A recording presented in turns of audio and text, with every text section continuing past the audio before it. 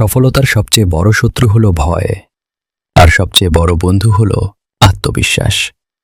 ভয়কে জয় করে এগিয়ে চলাই হল সাফল্যের চাবিকাঠি।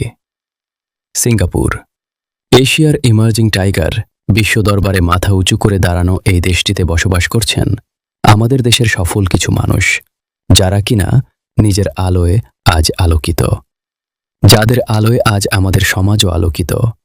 সেই সকল সফল ও আলোকিত মানুষের গল্প নিয়েই আমাদের ভয়েস এশিয়ানের সাফল্যের গল্প।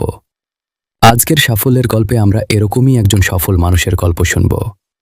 আমাদের আজকের সাফল্যের গল্পের মানুষটি বাবু উত্তম কুমার নাগ, বেঙ্গলি কমিউনিটি সিঙ্গাপুর BCS এর সম্মানিত ও সফল প্রেসিডেন্ট। আজকের সাফল্যের গল্পে তার কাছ থেকে শুনব সফলতার গল্প এবং সিঙ্গাপুরে বাঙালি কমিউনিটির বিভিন্ন দিক। বাংলাদেশে আমার জন্ম, কুমিল্লার বরুড়া থানার জলম। অ্যাকচুয়ালি আমরা একটা গ্রাম, কিন্তু এটা আমাদের থানা হেডকোয়ার্টার থেকে অনেক ডেভেলপ।